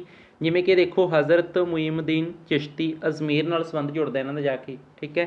ਅਤੇ ਕੁਤਬਦੀਨ ਬਖਤਿਆਰ ਕਾਕੀ, ਦਿੱਲੀ ਦੇ ਨਾਲ ਇਹਨਾਂ ਦਾ ਸੰਬੰਧ ਹੈ। ਦਿੱਲੀ ਮਤਲਬ ਜਿਹੜੀ ਚਿਸ਼ਤੀ ਸੰਪਰਦਾਇ ਆਪਾਂ ਪੜ੍ਹਾਂਗੇ ਉਹ ਦਿੱਲੀ ਨਾਲ ਸੰਬੰਧ ਜੁੜਦਾ ਉਸ ਦਾ ਜਾ ਕੇ, ਹੈ ਨਾ। ਤਾਂ ਬਖਤਿਆਰ ਕਾਕੀ ਜੀ ਨੇ ਜਿਹੜੇ ਉਹ ਇਹਨਾਂ ਦੀ ਸ਼ਾਗਿਰਦ ਦਾ ਨਾਂ ਸ਼ੇਖ ਫਰੀਦ ਹੈ। ਸ਼ੇਖ ਫਰੀਦ ਦੇ ਮਤਲਬ ਆਪਾਂ ਕਹਿ ਸਕਦੇ ਹਾਂ ਕਿ ਮੁਰਸ਼ਿਦ ਹੋਏ ਨੇ। ਠੀਕ ਹੈ ਜੀ, ਬਖਤਿਆਰ ਕਾਕੀ ਜੀ, ਇਸ ਚੀਜ਼ ਨੂੰ ਧਿਆਨ ਵਿੱਚ ਰੱਖੋਗੇ। ਇਸ ਤੋਂ ਬਾਅਦ ਹੈ ਜੀ ਨਿਜ਼ਾਮੁਦੀਨ ਔਲੀਆ, ਦਿੱਲੀ ਨਾਲ ਸੰਬੰਧ ਹੈ ਇਹਨਾਂ ਦਾ। ਫਰੀਦ, ਠੀਕ ਹੈ ਜੀ, ਸ਼ਕਰਗੰਜ, ਅੱਗੇ ਇਹਨਾਂ ਬਾਰੇ ਪਟੇਲ 'ਚ ਵੀ ਪੜ੍ਹਾਂਗੇ। ਪਾਕਪਟਨ ਨਾਲ ਇਹਨਾਂ ਦਾ ਸੰਬੰਧ ਜੁੜਦਾ। ਅਲਾਉਦੀਨ ਅਲੀ ਅਹਿਮਦ ਸਾਬਿਰ, ਉੱਤਰ ਪ੍ਰਦੇਸ਼ ਨਾਲ ਇਹਨਾਂ ਦਾ ਸੰਬੰਧ ਜੁੜਦਾ ਹੈ। ਠੀਕ ਹੈ ਜੀ। ਅਤੇ ਸ਼ਰਫਉਦੀਨ ਬਾਉਲੀ ਕਲੰਦਰ, ਪਾਣੀਪਤ ਨਾਲ ਇਹਨਾਂ ਦਾ ਸੰਬੰਧ ਜੁੜਦਾ ਜਾ ਕੇ। ਠੀਕ ਹੈ ਜੀ। ਅਤੇ ਬਹਾਉਦੀਨ ਜ਼ਕਰੀਆ, ਮੁਲਤਾਨ ਨਾਲ ਇਹਨਾਂ ਦਾ ਸੰਬੰਧ ਜੁੜਦਾ ਜਾ ਕੇ। ਸ਼ੇਖ ਫਰੀਦ ਜੀ ਦਾ ਜਨਮ ਹੈ ਜਿਹੜਾ ਉਹ ਮੁਲਤਾਨ ਜ਼ਿਲ੍ਹੇ ਦੇ ਵਿੱਚ ਖੋਤਵਾਲ ਵਿਖੇ ਹੁੰਦਾ ਹੈ। ਠੀਕ ਹੈ। ਤਾਂ ਉੱਥੇ ਮੁਲਤਾਨੀ ਦੇ ਵਿੱਚ ਵੀ ਰਚਨਾਵਾਂ ਮਿਲ ਜਾਂਦੀਆਂ ਨੇ ਆਪਾਂ ਨੂੰ ਇਹਨਾਂ ਦੀਆਂ, ਹੈ ਨਾ। ਤਾਂ ਇਸ ਤਰੀਕੇ ਨਾਲ ਤੁਸੀਂ ਇਹ ਕੁਝ ਚੀਜ਼ਾਂ ਨੇ ਜਿਹਨਾਂ ਨੂੰ ਤੁਸੀਂ ਧਿਆਨ ਵਿੱਚ ਰੱਖਣਾ ਹੈ। ਤਾਂ ਹੁਣ ਜੋ ਵੀ ਧਰਮ ਹੈ, ਕੋਈ ਵੀ ਮੱਤ ਹੈ, ਧਾਰਨਾਵਾਂ ਹੈ, ਉਸ ਦੇ ਆਪਣੇ ਕੁਝ ਰੂਲ ਨੇ, ਆਪਣੇ ਕੁਝ ਸਿਧਾਂਤ ਨੇ। ਮੈਂ ਉਦਾਹਰਨ ਦੇਣੀ ਚਾਹਾਂਗਾ। ਸਿੱਖ ਧਰਮ ਦੇ ਵਿੱਚ ਕੀ ਮਾਨਤਾ ਹੈ ਕਿ ਇੱਕ ਗੁਰਸਿੱਖ ਆਪਣੀ ਆਮਦਨ ਦਾ 10ਵਾਂ ਹਿੱਸਾ ਦਾਨ ਕਰੇਗਾ, ਜਿਸ ਨੂੰ ਸ਼੍ਰੀ ਗੁਰੂ ਅਰਜਨ ਦੇਵ ਜੀ ਨੇ ਦਸਵੰਧ ਪ੍ਰਥਾ ਦਾ ਨਾਮ ਦੇ ਕੇ ਇਸ ਚੀਜ਼ ਦੀ ਸ਼ੁਰੂਆਤ ਕੀਤੀ ਸੀ। ਦਸਵੰਧ ਕਹਿੰਦੇ ਆਪਾਂ 10ਵਾਂ ਹਿੱਸਾ ਹਨ। ਤਾਂ ਇਸੇ ਤਰ੍ਹਾਂ ਮਤਲਬ ਕਿ ਸੂਫੀ ਮੱਤ ਦੇ ਵਿੱਚ ਵੀ ਕੁਝ ਧਾਰਨਾਵਾਂ ਬਣੀਆਂ ਨੇ। ਉਹਨਾਂ ਧਾਰਨਾਵਾਂ ਦੀ ਆਪਾਂ ਅੱਗੇ ਥੋੜ੍ਹਾ ਸੰਖੇਪ ਦੇ ਵਿੱਚ ਅਰਥ ਸਮਝ ਲਾਂਗੇ। ਉਹਦੇ 'ਚ ਕੁਐਸਚਨ ਬਣ ਜਾਂਦਾ ਹੈ ਜਦੋਂ ਪੇਪਰ ਸੈੱਟ ਕਰਨ ਵਾਲੇ ਨੇ ਤੁਹਾਡੇ ਨਾਲ ਬਦਲਾ ਲੈਣਾ ਹੋਵੇ ਤਾਂ। ਠੀਕ ਹੈ। ਤਾਂ ਦੇਖੋ ਜ਼ਕਾਤ ਦਾ ਅਰਥ ਕੀ ਲੈ ਲਿਆ ਜਾਂਦਾ ਵੀ ਸ਼ਰ੍ਹਾਂ ਦੇ ਮੁਤਾਬਕ ਰੱਬ ਦੇ ਨਾਂ 'ਤੇ ਦਾਨ ਦੇਣਾ। ਤੁਹਾਨੂੰ ਪੁੱਛ ਲਿਆ ਜਾਵੇ ਵੀ ਸੂਫੀ ਮੱਤ ਦੇ ਅਨੁਸਾਰ ਦਾਨ ਦੇਣ ਨੂੰ ਕੀ ਕਿਹਾ ਜਾਂਦਾ? ਜ਼ਕਾਤ। ਠੀਕ ਹੈ ਜੀ। ਸ਼ਿਰਕ ਤੋਂ ਕੀ ਭਾਵ ਹੈ? ਰੱਬ ਨਾਲ ਕਿਸੇ ਹੋਰ ਦੀ ਪੂਜਾ। ਕੁਫਰ, ਜੋ ਰੱਬ ਦੀ ਹੋਂਦ ਨੂੰ ਨਹੀਂ ਮੰਨਦਾ, ਇਹਨੇ ਤਾਂ ਕੁਫਰ ਕੀਤਾ ਹੈ, ਮਤਲਬ ਕਿ ਜੋ ਰੱਬ ਦੀ ਹੋਂਦ ਨੂੰ ਨਹੀਂ ਮੰਨਦਾ। ਠੀਕ ਹੈ। ਨਾਸਤਕ ਕਹਿ ਦਿੰਦੇ ਜਿਵੇਂ ਆਪਾਂ। ਠੀਕ ਹੈ ਜੀ। ਤੌਹੀਦ, ਇਸ ਦਾ ਅਰਥ ਹੁੰਦਾ ਕਿ ਅੱਲਾ ਨੂੰ ਮੰਨਣਾ, ਉਸ ਦੀ ਹੋਂਦ ਨੂੰ ਸਵੀਕਾਰ ਕਰ ਲੈਣਾ, ਉਹਦੇ 'ਚ ਯਕੀਨ ਹੋ ਜਾਣਾ ਆਪਣਾ, ਹੈ ਨਾ, ਵੀ ਅੱਲਾ ਹੈ, ਉਸ ਨੂੰ ਮੰਨਣਾ, ਯਕੀਨ ਕਰਨਾ, ਹੈ ਨਾ। ਤਾਂ ਉਹ ਕੀ ਹੈ? ਤੌਹੀਦ ਹੈ। ਹੈਰਤ ਕੀ ਹੈ? ਵੀ ਗਿਆਨ ਤੋਂ ਅਸਲੀਅਤ ਦੀ ਸੋਝੀ ਆ ਜਾਣੀ। ਠੀਕ ਹੈ ਜੀ। ਉਲਮਾ ਇਹ ਕਿਰਾਮ ਕੀ ਹੈ? ਕਿ ਇਸਲਾਮ ਧਰਮ ਦੇ ਆਲਿਮ। ਠੀਕ ਹੈ ਜੀ। ਤਵੱਕਲ ਕੀ ਹੈ? ਤਵੱਕਲ ਇਹ ਮਤਲਬ ਕਿ ਰੱਬ ਦੀ ਜਿਹੜੀ ਹਸਤੀ ਹੈ, ਹੋਂਦ ਹੈ, ਉਸ ਨੂੰ ਮੰਨ ਲਿਆ, ਯਕੀਨ ਹੋ ਗਿਆ ਉਹਦੇ 'ਚ। ਟਰਸਟਿੰਗ ਇਨ ਗੋਡਸ ਪਲਾਨ, ਪਰਮਾਤਮਾ ਦਾ ਜੋ ਪਲਾਨ ਹੈ, ਉਸਨੇ ਜੋ ਚੀਜ਼ ਦੇਣੀ ਹੈ, ਰਜ਼ਾ ਦੇ ਵਿੱਚ ਰਹਿਣਾ, ਹੈ ਨਾ, ਉਸ ਚੀਜ਼ 'ਤੇ ਯਕੀਨ ਹੋ ਜਾਣਾ। ਠੀਕ ਹੈ ਜੀ। ਅਤੇ ਫਕਰੋ ਫਨਾ, ਇਹ ਮਤਲਬ ਇੱਕ ਮੰਜ਼ਿਲ 'ਤੇ ਜਦੋਂ ਕੋਈ ਪਹੁੰਚ ਗਿਆ ਮੁਰਸ਼ਿਦ ਦੇ ਥਰੂ, ਪਰਮਾਤਮਾ ਦੇ ਥਰੂ ਪਾ ਲਿਆ, ਫਕੀਰੀ ਦੀ ਪ੍ਰਾਪਤੀ ਹੋ ਗਈ, ਆਪਣੇ ਆਪ ਨੂੰ ਉਸਨੇ ਆਪਣੇ ਖੁਦਾ 'ਚ ਸਮਾ ਲਿਆ, ਉਹ ਕੀ ਹੈ? ਫਕੀਰੀ ਹੈ। ਠੀਕ ਹੈ ਜੀ। ਅਤੇ ਇਸ ਤੋਂ ਬਾਅਦ ਇੰਪੋਰਟੈਂਟ ਚੀਜ਼ ਜਿਸ ਦੇ ਵਿੱਚੋਂ ਕੁਐਸਚਨ ਬਣ ਚੁੱਕੇ ਹੈ। ਠੀਕ ਹੈ ਜੀ। ਸੂਫੀ ਜੋ ਮੱਤ ਹੋਇਆ ਉਸ ਦੇ ਅਕੋਰਡਿੰਗ ਉਹਨਾਂ ਨੇ 4 ਪੜਾਅ ਮੰਨੇ ਨੇ। ਠੀਕ ਹੈ ਜੀ। ਸੂਫੀ ਦਰਵੇਸ਼ਾਂ ਨੇ ਰੱਬ ਨੂੰ ਪ੍ਰਾਪਤ ਕਰਨ ਦੇ 4 ਪੜਾਅ ਮੰਨੇ ਨੇ। ਇਹ 4 ਪੜਾਅ ਕਿਹੜੇ ਕਿਹੜੇ ਨੇ? ਠੀਕ ਹੈ। ਲਗਭਗ ਸਾਰੇ ਸੂਫੀ ਇਸ ਨਾਲ ਸਹਿਮਤ ਨੇ, ਇੱਕ ਦੋ ਨੂੰ ਛੱਡ ਕੇ, ਜਿਵੇਂ ਬੁੱਲੇ ਸ਼ਾਹ ਥੋੜ੍ਹਾ ਜਿਹਾ ਅਲੱਗ ਦੀ ਗੱਲ ਕਰਦੇ ਹੋ, ਆਪਾਂ ਅੱਗੇ ਬੁੱਲੇ ਸ਼ਾਹ 'ਚ ਡਿਸਕਸ ਕਰਾਂਗੇ। ਠੀਕ ਹੈ ਜੀ। ਤਾਂ ਸੂਫੀ ਦਰਵੇਸ਼ਾਂ ਦੇ ਅਨੁਸਾਰ ਰੱਬ ਪ੍ਰਾਪਤੀ ਦੇ ਪੜਾਅ ਦੇਖੋ ਕਿਹੜੇ ਕਿਹੜੇ ਨੇ। ਨੰਬਰ 1 ਗੱਲ ਹੈ ਸ਼ਰੀਅਤ ਦੀ, ਸ਼ਰਾਂ ਦੀ ਪਾਬੰਦੀ ਆਪਾਂ ਜਿਵੇਂ ਕਹਿੰਦੇ ਹਾਂ, ਹੈ ਨਾ। ਤਾਂ ਸ਼ਰੀਅਤ ਮਤਲਬ ਕਿ ਸ਼ਰੀਅਤ ਕੀ ਹੈ? ਵੀ ਜੋ ਸੂਫੀ ਮੱਤ ਵਾਲਾ ਹੈ ਉਹ ਨਮਾਜ਼ ਪੜ੍ਹੇ, ਹੈ ਨਾ, ਹਜ ਇੱਕ ਧਾਰਮਿਕ ਯਾਤਰਾ ਹੈ, ਉਸ ਦੀ ਪਾਲਣਾ ਕਰੇ, ਨਮਾਜ਼ ਦੀ ਪਾਲਣਾ ਕਰੇ। ਠੀਕ ਹੈ। ਇਹ ਕੀ ਹੈ? ਸ਼ਰੀਅਤ ਹੈ, ਮੁੱਢਲਾ ਪੜਾਅ ਹੈ ਇਹ। ਠੀਕ ਹੈ। ਇਸ ਤੋਂ ਬਾਅਦ ਆ ਗਈ ਗੱਲ ਤਰੀਕਤ। ਤਰੀਕਤ ਨੂੰ ਇੱਦਾਂ ਯਾਦ ਰੱਖੋ ਵੀ ਤਰੀਕਾ, ਵੀ ਗੁਰੂ ਨੇ ਜਿਹੜਾ ਤਰੀਕਾ ਦੱਸਤਾ ਉਹਦੇ 'ਚ ਰਹਿਣਾ, ਮੁਰਸ਼ਿਦ ਦੇ ਅਨੁਸਾਰ ਚੱਲਣਾ। ਤਾਂ ਉਹਨੇ ਕੀ ਦੱਸਿਆ? ਸੂਫੀ ਮੱਤ ਦੇ ਵਿੱਚ ਮੁਰਸ਼ਿਦ ਦਾ ਬੜਾ ਉੱਚਾ ਸਥਾਨ ਹੈ। ਤਾਂ ਮੁਰਸ਼ਦ ਦੇ ਅਨੁਸਾਰ ਚੱਲਣਾ ਕੀ ਹੈ? ਤਰੀਕਤ ਹੈ। ਠੀਕ ਹੈ ਜੀ। ਮਾਰਫਤ ਕੀ ਹੈ? ਅੱਲਾ ਦੀ ਹੋਂਦ ਨੂੰ ਪਹਿਚਾਣ ਲੈਣਾ। ਪਹਿਲਾਂ ਕੀ ਸੀ? ਸ਼ਰੀਅਤ ਦੇ ਵਿੱਚ ਰਹੇ, ਨਮਾਜ਼ ਪੜ੍ਹੀ, ਹਜ ਕੀਤਾ, ਫਿਰ ਮੁਰਸ਼ਦ ਨੇ ਜੋ ਗੱਲ ਕਹੀ ਉਸ ਦੇ ਅਕੋਰਡਿੰਗ ਚੱਲੇ, ਫਿਰ ਮਾਰਫਤ ਆਈ, ਮਤਲਬ ਕਿ ਅੱਲਾ ਦੀ ਹੋਂਦ ਨੂੰ ਪਹਿਚਾਣ ਲਿਆ, ਅੱਲਾ ਦੇ ਵਿੱਚ ਯਕੀਨ ਹੋ ਗਿਆ ਵੀ ਅੱਲਾ ਦੀ ਹਸਤੀ ਹੈਗੀ ਹੈ, ਉਸ ਦੀ ਹੋਂਦ ਹੈ, ਉਸ ਨੂੰ ਪਹਿਚਾਣ ਲਿਆ ਅੱਲਾ ਦੀ ਹੋਂਦ ਨੂੰ। ਠੀਕ ਹੈ, ਇਹ ਮਾਰਫਤ ਹੈ। ਇਸ ਤੋਂ ਬਾਅਦ ਗੱਲ ਆ ਜਾਂਦੀ ਹਕੀਕਤ। ਫਿਰ ਹਕੀਕਤ ਦੇ ਵਿੱਚ ਪਰਮਾਤਮਾ ਨੂੰ ਪਾ ਲਿਆ। ਕੀ ਸੀ? ਹਕੀਕਤ ਤੱਕ ਪਹੁੰਚ ਗਈ, ਅਸਲੀਅਤ ਤੱਕ ਪਹੁੰਚ ਗਈ, ਆਪਣੇ ਆਪ ਨੂੰ ਪਰਮਾਤਮਾ ਦੇ ਵਿੱਚ ਮਿਲਾ ਲਿਆ, ਮੰਜ਼ਿਲ 'ਤੇ ਪਹੁੰਚ ਗਈ, ਉਹ ਹਕੀਕਤ ਹੈ, ਰੱਬ ਪ੍ਰਾਪਤੀ ਹੈ। ਠੀਕ ਹੈ, ਇਸ ਤਰ੍ਹਾਂ ਇਹ 4 ਪੜਾਅ ਮੰਨੇ ਨੇ। ਇਹਦੇ ਵਿੱਚੋਂ ਕੁਐਸਚਨ ਇੱਦਾਂ ਵੀ ਆ ਸਕਦਾ ਵੀ ਸੂਫੀ ਯਾਤਰਾ ਦੇ 4 ਪੜਾਅ ਕਿਹੜੇ ਕਿਹੜੇ ਨੇ, ਸੂਫੀ ਦਰਵੇਸ਼ਾਂ ਦੇ ਅਨੁਸਾਰ ਰੱਬ ਪ੍ਰਾਪਤੀ ਦੇ ਪੜਾਅ ਕਿਹੜੇ ਕਿਹੜੇ ਨੇ, ਕਿੰਨੇ ਪੜਾਅ ਨੇ? 4 ਨੇ, ਇਹ ਪੁੱਛਿਆ ਜਾ ਸਕਦਾ ਹੈ। ਠੀਕ ਹੈ ਜੀ। ਅਤੇ ਅਲਕਸ਼ਹਿਰੀ ਅਧਿਆਤਮਿਕ ਯਾਤਰਾ ਦੇ ਪੜਾਅ ਨੇ ਜਿਹੜੇ, ਉਹਨਾਂ ਤੱਕ ਪਹੁੰਚਣ ਲਈ ਬੜੀ ਘੱਲਣੀ ਪੈਂਦੀ ਹੈ, ਇਸ ਚੀਜ਼ ਦੀ ਗੱਲ ਕਰਦਾ ਹੈ। ਇਹ ਇੱਕ ਇੰਪੋਰਟੈਂਟ ਨਾਂ ਹੈ। ਠੀਕ ਹੈ, ਇਸ ਨੂੰ ਤੁਸੀਂ ਇੱਦਾਂ ਹੀ ਯਾਦ ਰੱਖੋਗੇ। ਇਸ ਤੋਂ ਬਾਅਦ ਆਪਾਂ ਗੱਲ ਕਰਦੇ ਹਾਂ ਜੀ ਕਿ ਜਿਹੜੇ ਸੂਫੀ ਮਤ ਹੋਏ ਹੈ, ਇਸ ਦੇ ਅਲੱਗ-ਅਲੱਗ ਸੰਪਰਦਾਇ ਹੋਏ ਨੇ, ਅਲੱਗ-ਅਲੱਗ ਫਿਰਕੇ ਹੋਏ ਨੇ। ਠੀਕ ਹੈ, ਉਹਨਾਂ ਦੇ ਵਿੱਚੋਂ ਜਿਵੇਂ ਆਪਾਂ ਐਗਜ਼ਾਮਪਲ ਲਈਏ, ਕਾਦਰੀ ਸੰਪਰਦਾਇ ਨਾਲ ਸੰਬੰਧ ਬੁੱਲੇ ਸ਼ਾਹ ਦਾ ਸੰਬੰਧ ਕਾਦਰੀ ਸੰਪਰਦਾਇ ਨਾਲ ਜੁੜਦਾ ਹੈ, ਸ਼ੇਖ ਫਰੀਦ ਜੀ ਦਾ ਸੰਬੰਧ ਚਿਸ਼ਤੀ ਸੰਪਰਦਾਇ ਨਾਲ ਜੁੜਦਾ ਹੈ। ਤਾਂ ਇਸ ਤਰ੍ਹਾਂ ਆਪਾਂ ਲਗਭਗ ਇਹ 6 ਸੰਪਰਦਾਇਆਂ ਨੂੰ ਡਿਸਕਸ ਕਰਾਂਗੇ ਜੋ ਇੰਪੋਰਟੈਂਟ ਨੇ। ਠੀਕ ਹੈ ਜੀ। ਜਿਵੇਂ ਕਿ ਸੁਹਰਵਰਦੀ, ਇਹਨਾਂ ਦਾ ਸੰਬੰਧ ਜਿਹੜਾ ਮੁਲਤਾਨ ਦੇ ਨਾਲ ਜੁੜਦਾ ਹੈ। ਠੀਕ ਹੈ, ਸ਼ਹਾਬੂਦੀਨ ਦੇ ਨਾਲ ਇਸ ਦਾ ਸੰਬੰਧ ਜੁੜਦਾ ਹੈ, ਇਸ ਫਿਰਕੇ ਦਾ। ਠੀਕ ਹੈ, ਸੰਪਰਦਾਇ ਨੂੰ ਇੱਦਾਂ ਹੀ ਤੁਸੀਂ ਯਾਦ ਰੱਖੋਗੇ। ਇੱਕ ਸ਼ਹਿਰ ਦਾ ਨਾਂ ਇੰਪੋਰਟੈਂਟ ਵੀ ਮੁਲਤਾਨ ਤੋਂ ਸ਼ੁਰੂਆਤ ਹੋਈ। ਠੀਕ ਹੈ, ਉਸ ਦੇ ਨਾਲ ਸੰਬੰਧ ਜੁੜਿਆ, ਸ਼ਹਾਬੂਦੀਨ ਦੇ ਨਾਲ ਇਸ ਦਾ ਸੰਬੰਧ ਹੈ, ਇਸ ਚੀਜ਼ ਨੂੰ ਤੁਸੀਂ ਯਾਦ ਰੱਖੋਗੇ। ਉਸ ਤੋਂ ਬਾਅਦ ਗੱਲ ਆ ਗਈ ਕਾਦਰੀ। ਤਾਂ ਹੁਣ ਜੋ ਕਾਦਰੀ ਸੰਪਰਦਾਇ ਹੈ, ਠੀਕ ਹੈ ਜੀ, ਇਸ ਦੀ ਜਿਹੜੀ ਸ਼ੁਰੂਆਤ ਮੰਨੀ ਗਈ, ਠੀਕ ਹੈ, ਤਾਂ ਉਹ ਸੱਦੇ ਮੁਹੰਮਦ ਗੌਸ ਦੇ ਸਮੇਂ ਮੰਨੀ ਗਈ, ਉਹਨਾਂ ਤੋਂ ਮੰਨੀ ਗਈ। ਠੀਕ ਹੈ, ਅਤੇ ਇਸ ਦੇ ਵਿੱਚ ਜਿਹੜਾ ਆਪਾਂ ਇੰਪੋਰਟੈਂਟ ਨਾਮ ਡਿਸਕਸ ਕਰਾਂਗੇ, ਜਿਹਦੇ ਬਾਰੇ ਆਪਾਂ ਡਿਟੇਲ 'ਚ ਵੀ ਸਮਝਾਂਗੇ ਅਗਲੀਆਂ ਕਲਾਸਾਂ 'ਚ, ਬੁੱਲੇ ਸ਼ਾਹ ਸੀ ਜਿਹੜੇ, ਉਹ ਕਾਦਰੀ ਸੀ, ਕਾਦਰੀ ਸੰਪਰਦਾਇ ਨਾਲ ਸੰਬੰਧਿਤ ਸੀ। ਇੰਪੋਰਟੈਂਟ ਹੈ ਜੀ, ਸਟਾਰ ਲਾ ਕੇ ਰੱਖ ਲਓ। ਕੁਐਸਚਨ ਬਣ ਚੁੱਕੇ ਹੈ ਅਤੇ ਇਨ ਫਿਊਚਰ ਕਦੋਂ ਵੀ ਬਣ ਸਕਦਾ ਹੈ। ਬੁੱਲੇ ਸ਼ਾਹ ਕਾਦਰੀ ਸੰਪਰਦਾਇ ਨਾਲ ਸੰਬੰਧ ਰੱਖਦੇ ਸੀ। ਠੀਕ ਹੈ ਜੀ। ਅਤੇ ਇਸ ਤੋਂ ਬਾਅਦ ਹੈ ਜੀ ਨਕਸ਼ਬੰਦੀ। ਠੀਕ ਹੈ, ਸਰਹੰਦ ਨਾਲ ਇਹਨਾਂ ਦਾ ਸੰਬੰਧ ਜੁੜਦਾ ਹੈ। ਠੀਕ ਹੈ, ਚਿਸ਼ਤੀ ਦਿੱਲੀ ਨਾਲ ਸੰਬੰਧ ਜੁੜਦਾ ਇਹਨਾਂ ਦਾ। ਠੀਕ ਹੈ, ਤਾਂ ਬਾਬਾ ਫਰੀਦ ਜੀ ਨੂੰ ਆਪਾਂ ਡਿਸਕਸ ਕਰਾਂਗੇ। ਇੰਪੋਰਟੈਂਟ ਚੀਜ਼ ਹੈ ਜੋ ਪੁੱਛੀ ਜਾ ਚੁੱਕੀ ਹੈ ਪਹਿਲਾਂ ਅਤੇ ਕਦੋਂ ਵੀ ਪੁੱਛੀ ਜਾ ਸਕਦੀ ਹੈ। ਠੀਕ ਹੈ ਜੀ। ਅਤੇ ਮੌਲਵੀਆ, ਜੋ ਰੂਮੀ ਦਾ ਨਾਂ ਸੁਣਿਆ ਹੋਏਗਾ ਤੁਸੀਂ ਨੇ, ਜਲਾਲੂਦੀਨ ਰੂਮੀ। ਠੀਕ ਹੈ, ਉਹ ਮੌਲਵੀਆ ਸੰਪਰਦਾਇ ਨਾਲ ਉਹਨਾਂ ਦਾ ਸੰਬੰਧ ਜੁੜਦਾ ਹੈ। ਅਤੇ ਮਲਾਮਤੀ, ਸ਼ਾਹ ਹੁਸੈਨ ਸੀ ਜਿਹੜਾ, ਉਹ ਮਲਾਮਤੀ ਸੰਪਰਦਾਇ ਨਾਲ ਸੰਬੰਧ ਉਹਨਾਂ ਦਾ ਜੁੜਦਾ ਹੈ। ਜੋ ਮਲਾਮਤ ਪਰਮਾਤਮਾ ਦੀ ਮਤ ਅਨੁਸਾਰ ਮੌਜ 'ਚ ਰਹਿੰਦੇ ਨੇ, ਮਸਤੀ 'ਚ ਰਹਿੰਦੇ ਨੇ, ਉਹ ਕੌਣ ਨੇ? ਮਲਾਮਤੀ। ਠੀਕ ਹੈ ਜੀ। ਤਾਂ ਦੇਖੋ ਹੁਣ ਇਹ 3 ਮੈਂ ਤੁਹਾਨੂੰ ਸਟਾਰ ਲਗਵਾਤੇ, ਇਹਨਾਂ ਦੇ ਵਿੱਚੋਂ ਕੁਐਸਚਨ ਬਣ ਜਾਏਗਾ। ਇਹ 3 ਸਟਾਰ ਪਤਾ ਕਿਉਂ ਲੱਗੇ? ਇਹ 3 ਤੁਹਾਡੇ ਸਿਲੇਬਸ 'ਚ ਮੈਂਸ਼ਨ ਨੇ, ਤਾਂ 3 ਦੇ ਵੀ ਸੰਪਰਦਾਇ ਤੁਹਾਡੇ ਕਦੇ ਵੀ ਨਹੀਂ ਭੁੱਲਣੇ ਚਾਹੀਦੇ। ਠੀਕ ਹੈ ਜੀ। ਬਾਕੀ ਆਪਾਂ ਡਿਟੇਲ ਦੇ ਵਿੱਚ ਤਾਂ ਅੱਗੇ ਸਮਝਾਂਗੇ, ਜਦੋਂ ਇਹਨਾਂ ਬਾਰੇ ਆਪਾਂ ਡਿਟੇਲ 'ਚ ਪੜ੍ਹਾਂਗੇ, ਸ਼ਾਹ ਹੁਸੈਨ, ਫਰੀਦ ਜੀ, ਬੁੱਲੇ ਸ਼ਾਹ, ਹੈ ਨਾ, ਉਦੋਂ ਵੀ ਆਪਾਂ ਸਮਝਾਂਗੇ। ਇਸ ਤੋਂ ਬਾਅਦ ਦੇਖੋ ਗੱਲ ਕਰੀਏ ਆਪਾਂ ਵੀ ਹੁਣ ਆਪਾਂ ਭਾਰਤ ਤੋਂ ਪੰਜਾਬ 'ਚ ਆ ਗਏ। ਪੰਜਾਬ ਵਿੱਚ ਸੂਫੀਆਂ ਦਾ ਜਿਹੜਾ ਪਹਿਲਾ ਟਿਕਾਣਾ ਉਹ ਲਾਹੌਰ ਸੀ। ਠੀਕ ਹੈ ਜੀ। ਸ਼ੇਖ ਫਰੀਦ ਜੀ ਨੂੰ ਆਪਾਂ ਸੂਫੀ ਕਾਵਿ ਦੇ ਮੋਢੀ ਮੰਨਦੇ ਹਾਂ। ਸਵਾਲ ਕਿੱਦਾਂ ਆਉਂਦਾ ਹੁੰਦਾ ਹੈ ਵੀ ਸੂਫੀ ਕਾਵਿ ਦੇ ਮੋਢੀ, ਪੰਜਾਬੀ ਸਾਹਿਤ ਦੇ ਮੋਢੀ, ਹੈ ਨਾ, ਪਹਿਲੇ ਕਵੀ, ਸੂਫੀ ਮਤ ਦੇ ਮੋਢੀ, ਤਾਂ ਆਪਾਂ ਕਿਹਨਾਂ ਨੂੰ ਮੰਨਦੇ ਹਾਂ? ਸ਼ੇਖ ਫਰੀਦ ਜੀ ਨੂੰ ਮੰਨਦੇ ਹਾਂ। ਇਹਨਾਂ ਦੀਆਂ ਜੋ ਮਤਲਬ ਰਚਨਾਵਾਂ ਨੇ ਉਹ ਸੂਫੀ ਕਾਵਿ ਦੀ ਸ਼ੁਰੂਆਤ ਕਰਦੀਆਂ ਨੇ। ਠੀਕ ਹੈ, ਤਾਂ ਸੂਫੀ ਕਾਵਿ ਦੇ ਮੋਢੀ ਕਿਹਨੂੰ ਮੰਨਦੇ ਆਪਾਂ? ਸ਼ੇਖ ਫਰੀਦ ਜੀ ਨੂੰ। ਪਰ ਨੂੰ ਧਿਆਨ ਨਾਲ ਸਮਝਿਓ, ਪਰ ਫਰੀਦ ਜੀ ਤੋਂ ਪਹਿਲਾਂ ਸੂਫੀ ਸਾਧਕ ਗੰਜ ਬਖਸ਼ ਹੁਜ਼ਵੀਰੀ ਸੰਨ 1039 ਈਸਵੀ ਦੇ ਵਿੱਚ ਪੰਜਾਬ ਵਿੱਚ ਆਇਆ ਉਹ। ਠੀਕ ਹੈ, ਅਤੇ ਉਹਨੇ ਕਸ਼ਫੂਲ ਮਹਿਜ਼ੂਬ ਨਾਂ ਦੀ ਰਚਨਾ ਕੀਤੀ ਲਾਹੌਰ ਦੇ ਵਿੱਚ ਹੀ। ਠੀਕ ਹੈ, ਤਾਂ ਇਸ ਰਚਨਾ ਨੂੰ ਆਪਾਂ ਸ਼ੇਖ ਫਰੀਦ ਜੀ ਤੋਂ ਵੀ ਪਹਿਲਾਂ ਦੀ ਰਚਨਾ ਮੰਨਾਂਗੇ। ਤਾਂ ਸ਼ੇਖ ਫਰੀਦ ਜੀ ਤਾਂ ਅੱਗੇ 1173 ਦੇ ਵਿੱਚ ਇਹਨਾਂ ਦਾ ਜਨਮ ਹੁੰਦਾ ਹੈ ਨਾ, ਤਾਂ ਉਸ ਤੋਂ ਪਹਿਲਾਂ ਇਹ ਰਚਨਾ ਵੀ ਸੂਫੀ ਕਾਵਿ ਦੇ ਵਿੱਚ ਮਤਲਬ ਹੋ ਗਈ ਸੀ। ਇਹ ਜਦੋਂ ਪੇਪਰ ਸੈੱਟ ਕਰਨ ਵਾਲਾ ਜਮੀ ਸਿਰੇ ਲਾਈ ਬੈਠਿਆ ਹੋਵੇ ਵੀ ਇਹਨਾਂ ਦਾ ਵੀ ਨੰਬਰ ਘਟਵਾਉਣ ਹੈ, ਤਾਂ ਉੱਥੇ ਹੀ ਕੁਐਸਚਨ ਪੁੱਛਿਆ ਜਾਊਗਾ। ਨਹੀਂ, ਆਪਾਂ ਨੂੰ ਸਿੰਪਲ ਕੁਐਸਚਨ ਕੀ ਆਊਗਾ ਕਿ ਸੂਫੀ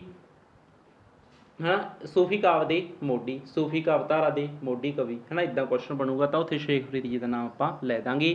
ਇਸ ਤਰੀਕੇ ਨਾਲ ਦੋਸਤੋ ਇਹ ਕੁਝ ਇੰਪੋਰਟੈਂਟ ਚੀਜ਼ਾਂ ਆਪਾਂ ਇਹਦੇ ਬਾਰੇ ਡਿਸਕਸ ਕਰ ਚੁੱਕੇ ਹਾਂ। ਇਸ ਤੋਂ ਬਾਅਦ ਆਪਾਂ ਅੱਗੇ ਡਿਸਕਸ ਕਰਨੀਆਂ ਨੇ ਕੁਝ ਕਿਤਾਬਾਂ। ਇਹ ਕਿਤਾਬਾਂ ਪੁੱਛਦੇ ਨੇ ਨੈੱਟ ਦੇ ਪੇਪਰ 'ਚ, ਲੈਕਚਰਾਰ ਦੇ ਪੇਪਰ 'ਚ, ਠੀਕ ਹੈ। ਪਰ ਤੁਹਾਨੂੰ ਮੈਂ ਤਾਂ ਦੱਸ ਰਿਹਾ ਪਹਿਲਾ ਕੁਐਸਚਨ ਬਣ ਗਿਆ, ਹੋ ਸਕਦਾ ਇਹ ਕਿ ਇੱਧਰ ਤਿਲਕਿਆ ਵੀ ਇਹ ਕੁਐਸਚਨ, ਠੀਕ ਹੈ। ਤਾਂ ਦੇਖੋ, ਪੰਜਾਬੀ ਸੂਫੀ ਕਾਵਿ ਸੰਦਰਭ ਗ੍ਰੰਥ, ਠੀਕ ਹੈ। ਇਸ ਦੀ ਮਤਲਬ ਤੁਸੀਂ ਇੱਕ ਫੋਟੋ ਵੀ ਦੇਖ ਲਿਓ, ਉੱਤੇ ਗੁਰਦੇਵ ਸਿੰਘ ਦਾ ਨਾਮ ਲਿਖਿਆ ਹੋਇਆ ਹੈ, ਮਤਲਬ ਸਰਚ ਕਰ ਲਿਓ ਗੂਗਲ ਦੇ ਉੱਤੇ ਤੁਸੀਂ, ਠੀਕ ਹੈ। ਸੂਫੀ ਸਾਹਿਤ ਸੰਦਰਭ ਗ੍ਰੰਥ ਕਿਸ ਦੀ ਰਚਨਾ ਹੈ? ਗੁਰਦੇਵ ਸਿੰਘ ਦੀ ਰਚਨਾ ਹੈ, ਮਤਲਬ ਇੱਕ ਬੁੱਕ ਹੈ ਇਹ, ਠੀਕ ਹੈ। ਆਊਟ ਆਫ ਸਟਾਕ ਹੈ, ਹੁਣ ਤਾਂ ਖਰੀਦ ਤਾਂ ਸਕਦੇ ਨਹੀਂ ਪੜ੍ਹਨ ਵਾਸਤੇ ਤੁਸੀਂ, ਤੇ ਜੇ ਕਿਸੇ ਕੋਲ ਪਈਏ ਤਾਂ ਪੜ੍ਹ ਲਿਓ। ਤਾਂ ਇਸ ਕਿਤਾਬ ਦੇ ਰਾਈਟਰ ਦਾ ਨਾਮ ਪੁੱਛਿਆ ਜਾ ਚੁੱਕਿਆ ਪਹਿਲਾਂ ਪੇਪਰ 'ਚ। ਹੁਣ ਤੁਹਾਨੂੰ ਇਸ 'ਤੇ ਪਬਲੀਕੇਸ਼ਨ ਦਾ ਨਾਮ ਪੁੱਛਿਆ ਜਾ ਸਕਦਾ ਹੈ, ਪੰਜਾਬੀ ਯੂਨੀਵਰਸਿਟੀ ਪਟਿਆਲਾ, ਠੀਕ ਹੈ ਜੀ। ਪੰਜਾਬੀ ਸੂਫੀ ਕਵੀ, ਇਹ ਕਿਤਾਬ ਦਾ ਨਾਮ ਇੱਦਾਂ 1460 ਤੋਂ 1900 ਤੱਕ, ਠੀਕ ਹੈ। ਇਸ ਦਾ ਅਨੁਵਾਦ ਵੈਸੇ ਅਲੱਗ ਦੁਆਰਾ ਕੀਤਾ ਗਿਆ। ਇਸ ਦੇ ਜਿਹੜੇ ਮੂਲ ਕਵੀ ਸਨ ਉਹ ਡਾਕਟਰ ਲਾਜਵੰਤੀ ਰਾਮ ਕ੍ਰਿਸ਼ਨ, ਠੀਕ ਹੈ। ਇਹ ਰਾਈਟਰ ਦਾ ਨਾਮ ਤੁਸੀਂ ਇੱਦਾਂ ਹੀ ਧਿਆਨ ਦੇ ਵਿੱਚ ਰੱਖੋਗੇ। ਇਸ ਤੋਂ ਬਾਅਦ ਸੂਫੀ ਖਾਨਾ ਕਿਤਾਬ, ਸੂਫੀ ਖਾਨਾ ਕਿਤਾਬ ਹੈ ਜਿਹੜੀ ਇਹ ਧਨੀ ਰਾਮ ਚਾਤਰਿਕ ਦੁਆਰਾ ਲਿਖੀ ਗਈ ਹੈ। ਇਹ 3 ਕਿਤਾਬਾਂ ਦੇ ਨਾਮ ਮੈਂ ਤੁਹਾਨੂੰ ਯਾਦ ਕਰਵਾ ਦਿੱਤੇ ਨੇ, ਇਹਨਾਂ ਨੂੰ ਧਿਆਨ ਦੇ ਵਿੱਚ ਤੁਸੀਂ ਜ਼ਰੂਰ ਰੱਖਿਓ। ਇਸ ਤੋਂ ਬਾਅਦ ਆਪਾਂ ਕੁਝ ਕੁਐਸਚਨ ਡਿਸਕਸ ਕਰਦੇ ਹਾਂ। PYQ ਇਹਦਾ ਅਰਥ ਹੈ previous year question, previous year ਦੇ ਵਿੱਚ ਇਹ ਪਹਿਲਾਂ ਪੁੱਛਿਆ ਜਾ ਚੁੱਕਿਆ ਹੈ। ਸੂਫੀ ਸ਼ਬਦ ਕਿਸ ਤੋਂ ਬਣਿਆ? ਇਸ ਦਾ ਆਨਸਰ ਤੁਸੀਂ ਕਮੈਂਟ ਬਾਕਸ ਦੇ ਵਿੱਚ ਲਿਖ ਦੋਗੇ ਹੁਣ, ਠੀਕ ਹੈ ਜੀ। ਇਸ ਦਾ ਆਨਸਰ ਤੁਸੀਂ ਕਮੈਂਟ ਬਾਕਸ ਦੇ ਵਿੱਚ ਲਿਖ ਦਿਓ, 1 ਨੰਬਰ ਪਾ ਲਿਓ ਇੱਥੇ। ਹੁਣ ਤਾਂ ਆਉਣੇ ਚਾਹੀਦੇ ਨੇ ਤੁਹਾਨੂੰ, ਜੇ ਵੀਡੀਓ ਕਲਾਸ ਇਹ ਜਿਹੜੀ ਅੱਜ ਦੀ ਤੁਸੀਂ ਧਿਆਨ ਨਾਲ ਦੇਖੀ ਹੈ ਤਾਂ ਇਹ ਚੀਜ਼ਾਂ ਤੁਹਾਨੂੰ ਸਭ ਆਉਣੀ ਚਾਹੀਦੀਆਂ ਨੇ, ਠੀਕ ਹੈ। ਇਹ 2 ਨੰਬਰ ਕੁਐਸਚਨ ਹੈ, 2 ਨੰਬਰ ਕੁਐਸਚਨ ਹੈ। ਇਸ ਦਾ ਆਨਸਰ ਵੀ ਤੁਸੀਂ ਕਮੈਂਟ ਬਾਕਸ ਦੇ ਵਿੱਚ ਲਿਖੋਗੇ। ਪੰਜਾਬੀ ਸੂਫੀ ਸਾਹਿਤ ਸੰਦਰਭ ਗ੍ਰੰਥ ਦਾ ਸੰਪਾਦਕ ਕੌਣ ਹੈ? ਠੀਕ ਹੈ ਜੀ। ਤਾਂ ਇਹ ਚੀਜ਼ ਆਪਾਂ ਡਿਸਕਸ ਕਰ ਚੁੱਕੇ ਹਾਂ ਨਾ, ਪ੍ਰੀਵੀਅਸ ਈਅਰ ਦਾ ਕੁਐਸਚਨ ਇਹ। ਤਾਂ ਇਸ ਦੇ ਵਿੱਚ ਤੁਸੀਂ ਨਾਮ ਜਿਹੜਾ ਉਹ ਸਿਲੈਕਟ ਕਰੋਗੇ, 2 ਨੰਬਰ ਪਾ ਕੇ ਇਸ ਦਾ ਰਾਈਟ ਆਨਸਰ ਦਓਗੇ। ਇਸ ਦਾ ਜਿਹੜਾ ਰਾਈਟ ਆਨਸਰ ਹੈ ਉਹ ਤੁਸੀਂ 3 ਨੰਬਰ ਪਾ ਕੇ ਕਮੈਂਟ ਬਾਕਸ ਦੇ ਵਿੱਚ ਦੱਸੋਗੇ। 3 ਕੁਐਸਚਨ ਦਿੱਤੇ ਨੇ ਤੁਹਾਨੂੰ, ਕਲਾਸ ਅੱਜ ਦੀ ਧਿਆਨ ਨਾਲ ਲਗਾਈ ਹੈ, ਧਿਆਨ ਨਾਲ ਨੋਟਸ ਬਣੇ ਨੇ, ਤਾਂ ਇਹਨਾਂ ਦਾ ਆਨਸਰ ਦੇਣਾ ਕੋਈ ਵੱਡੀ ਗੱਲ ਨਹੀਂ। ਬੈਚ ਵਾਲਿਓ ਤੁਸੀਂ ਚੈਟ ਸੈਕਸ਼ਨ ਦੇ ਵਿੱਚ ਮੈਨੂੰ ਇਸ ਦਾ ਆਨਸਰ ਹੈ ਜਿਹੜਾ ਜ਼ਰੂਰ ਦਿਓ, ਠੀਕ ਹੈ। ਤੇ ਅਦਰਵਾਈਜ਼ ਤੁਸੀਂ ਕਿਸੇ ਅਲੱਗ ਪਲੇਟਫਾਰਮ 'ਤੇ ਦੇਖ ਰਹੇ ਹੋ ਤਾਂ ਤੁਸੀਂ ਕਮੈਂਟ ਬਾਕਸ ਦੇ ਵਿੱਚ ਇਸ ਦਾ ਆਨਸਰ ਦਓਗੇ। ਤਾਂ ਇਹ ਕਲਾਸ ਇੱਥੋਂ ਤੱਕ ਦੇਖਣ ਲਈ ਤੁਹਾਡਾ ਸਾਰਿਆਂ ਦਾ ਬਹੁਤ ਬਹੁਤ ਧੰਨਵਾਦ।